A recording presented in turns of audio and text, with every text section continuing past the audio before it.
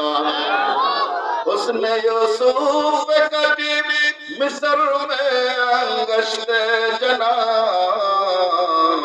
Sir कटाते रहे तेरी नाम पे मर्दान अरबो जुरे बोलो या रसूल अल्लाह একজন আশেক বলেন ইয়া রাসূলুল্লাহ ইউসুফ নবীর সৌন্দর্য দেখে মহিলার হাত কাটতে বুঝতে পারে নাই কথা অনুভব করে নাই আর আপনার চেহারা দেখে আমিরে হামজা শাহাদাত বরণ করেছেন কখনোই মনে করেন নাই জুড়ে বলুন আল্লাহু আকবার সম্মানিত হাজিরিন গভীর মনোযোগ হযরতে মূসা আলাইহিস সালামের সৌন্দর্য দেখে আসিয়া এবং ফেরাউন এরা বাদশা টাকা পয়সার কোনো অভাব নাই কিন্তু একটা জিনিসের বড় অভাব তাদের কোনো ছেলে মেয়ে নাই কথা কয় না ছেলে মেয়ে নাই এখন আসিয়া কয় স্বামী আমাদের তো কোনো ছেলে মেয়ে নাই আবার তোমার কই তো আমার ডর লাগে তুমি যদি ফাঁসান তুমি আইন করেছো নারী পুরুষ এক জায়গায় ঘুমাবে না ছেলে মেয়ে দুনিয়া আসবে না তোমার কাছে কিসে হয়ে লাভ কি বলেন তো দেখি কলম পরিবর্তন করার মালিক কে সুরে কন্যা কলম পরিবর্তন করার মালিক কে ফেরাউন বলে আসিয়া কি বলতে চাও আসিয়া বলে আমাদের ছেলে নাই মেয়ে নাই সম্পদের অভাব নাই আমার মন চায় এই ছেলেটাকে আমরা লালন পালন করি ফেরাউন বলে আসিয়া তুমি কি আমার আইন ভুলে গেছো এখন তুমি আমার স্ত্রী তুমি যদি আমার আইন না মানো আমার খোঁজায় মানবো কেমনে কথা কয় না কথা বলে না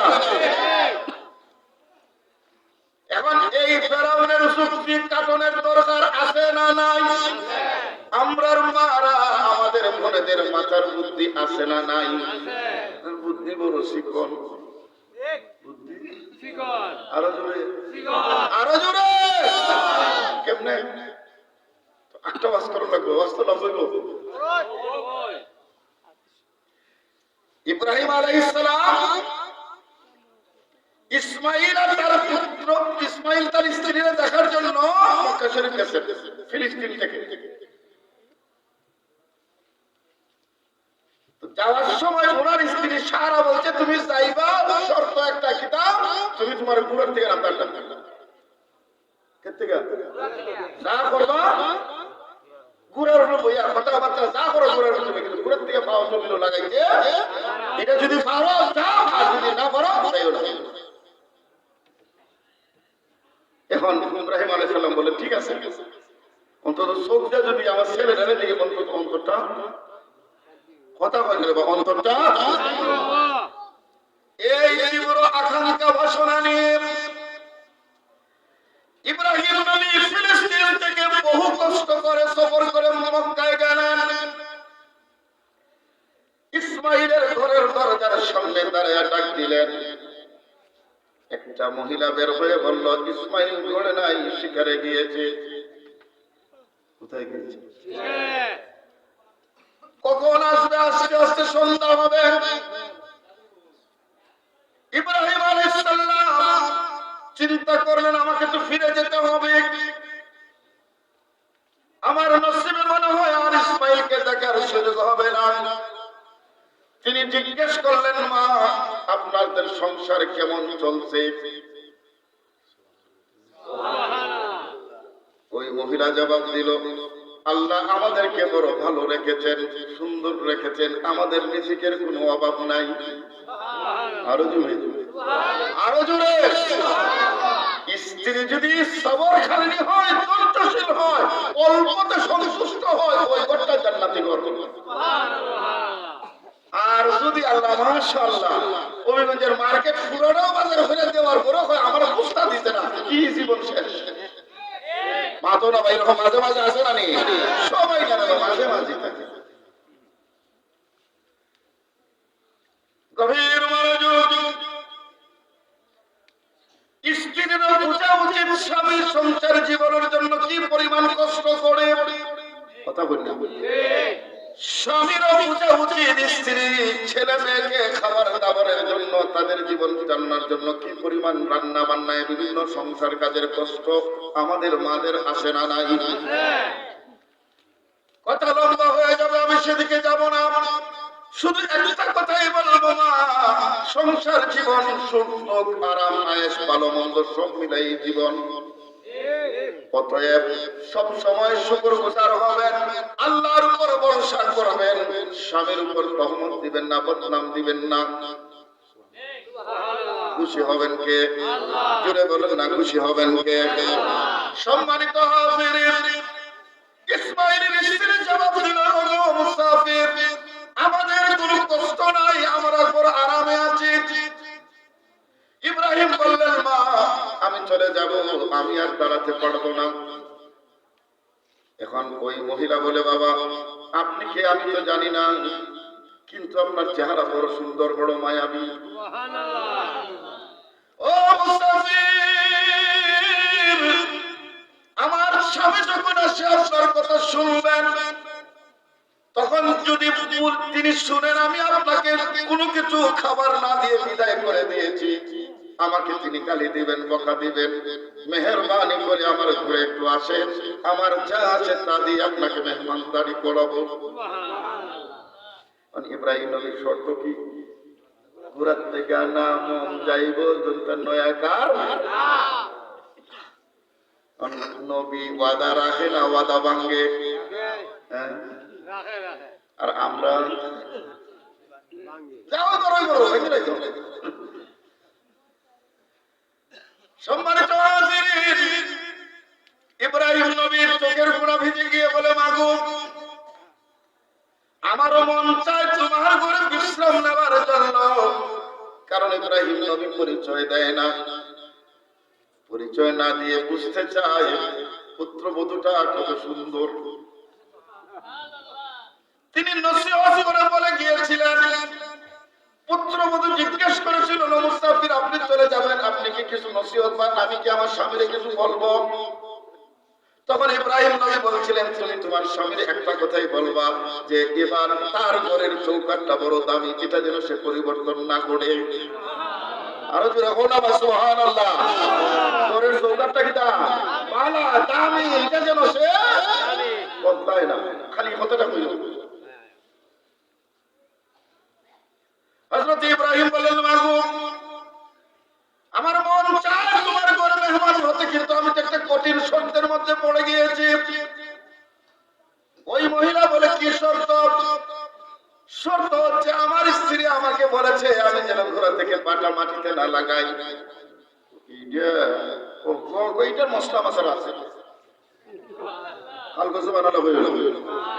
আরো জোরে একজন মহিলা কইতেছেন, একজন নবীর, হুজুর, এটা রাস্তা তো আমার দ্বারা আছে, আমি মশলা জানি, আপনার ওয়াদা ভঙ্গ করছো না।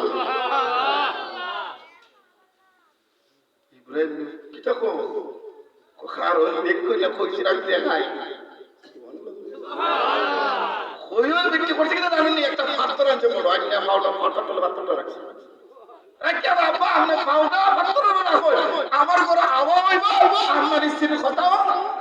কারণ আপনার স্ত্রীর কাছে মাটি ভাড়া দিতে না, পাথর ভাড়া দিতে তো নিষেধ করছে না। সুবহানাল্লাহ কইতে না বাবা, আরো জোরে বলো আল্লাহু আকবার। আকল দেখুন, চিন্তা দেখুন, একজন নবীর আশীর্বাদ করে রেখেছে। পুরুষ না মহিলা? জোরে বলো বলেন, পুরুষ না মহিলা? খালি লাইফ না বলে মাইরো না রে। ধৈর্য ধরে খাড়া, আল্লাহ সাহায্য করবে। সম্মানিত হাজিরিন, তাহলে মহিলাদের মান মর্যাদা জ্ঞান গরিমা আছে না নাই? জোরে বলো না, আছে না নাই? আজকে বেশি খুশি হবো কারণ আছে আমি বাদ বেশি না।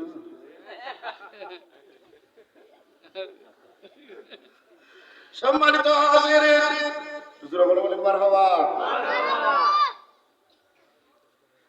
আর 5 মিনিট থেকে শেষ। তুমি 21 তারিখে 5 মিনিট পরে 22 তারিখ। বাস্তব কর্ম হবে না, এবার চাইছি আনা দাওয়াতে আগায় বছর দাওয়াতে। হযরতে মুসা আলাইহিস সালাম এর ভিতরে, আরো জোরে বলা, এর ভিতরে নবীরা কেমন সুন্দর, কেমন সুন্দর, ওই কথাটা আমি বুঝাইবার জন্য হযরতে ইব্রাহিম নবী, হযরতে ইউসুফের কাহিনী এনেছি। যে কথাটা আমি বলছিলাম, হযরতে মুসা আলাইহিস সালাম বাক্সের ভিতরে শোয়া, আসিয়া খুললেন, দেখলেন চমৎকার একটা বাচ্চা। ফেরাউনকে বললেন আমি এটা রাখবো। ফেরাউন বললেন তুমি যদি আমার আইন না মানো আমার ইজ্জত তো শেষ। এখন এই কথার জবাব, ফেরাউনের এই কথার জবাব আসিয়ার দেওয়ার দরকার আছে না নাই? আসিয়া বলে ও ফেরাউন, তুমি তো আইন করেছো, তোমার রাজ্যের এটা তো পানি দেওয়া বাইশটা এসে কোরআন থেকে আমরা জানুননি। সুবহানাল্লাহ বলতেন না? ফেরাউনের কথা তো যুক্তি। তুমি আইন করেছো তোমার রাজ্যের মিশরের কোন ছেলে পৃথিবীতে আসবে না, এটা কোন জায়গা থেকে আইছে নদী দিয়ে বাইশটা। তুলে রাখলো যা করে আল্লাহ। খোলো ঘুরাইবার মালিক কে? আসিয়া কথাটা বলার সাথে সাথে মুসা আলাইহিস সালামকে খুলে নিয়ে আদর দেয়। আল্লাহ তাআলা ফেরাউনের কলবে ছেলের মায়াটা বাড়াইয়া দিয়েছে, চাবিটা একটু ঘুরাই দিয়েছে। ডাক দেবে আসিয়া রে আমার খুলে দেশ, আমি একটু আদর করি, তুমি দি পাশান বিড়ালেরা চোখি দিলে হাম থাকবো, তোমার হাতে তো ছেলে নিরাপদ নয়। কি বলিস? অনেক বিনয়ের পরে মুসাকে ফেরাউন কোলে নিল। জোরে করল আল্লাহু আকবার, আরো জোরে করল আল্লাহু আকবার। তারে আটকাইতে চাইছিল, মারতে চাইছিল, এ তার কোলে কেডা? জোরে কয় না, তার কোলে কেডা? মুসা নবী কোলে। আল্লাহ জিবরাইল কয় জিবরাইল যা মুসারে যায় কানে কানে কই সময় যায় ডাইরেক্ট দেজন একটা মায়ের দে তামসাই, এরপরে বুঝুম বাকিটা আমি। মুসা আলাইহিস সালাম ফেরাউনের কোলে জিবরাইল এসে কয় হুজুর কই ডাইরেক্টতে পারুন একটা কেরা আপনারা আটকে যাচ্ছিল। সুবহানাল্লাহ কইছেন না? মুসা আলাইহিস সালাম ডান হাত দিয়ে এমন করে থাপ্পড় মারছে গালে। ফেরাউন কই আমার খুদাগিরি শেষ, আমার ইজ্জত শেষ পর্যন্ত একটা বাচ্চার কাছে ধরা খাইলাম, ইজ্জত আর আসেনি। এমন লাগা রাখছে আসিয়া তোমারে বলছিলাম না এটা ভয়ানক ছেলে, এটা বাচ্চা মানুষ। বাচ্চা তো বুঝলাম, মারবার তো জায়গা আছে, ফেডো মারতে পারতো, ফেডো মারতো তো কালো মারতে গেলে গা।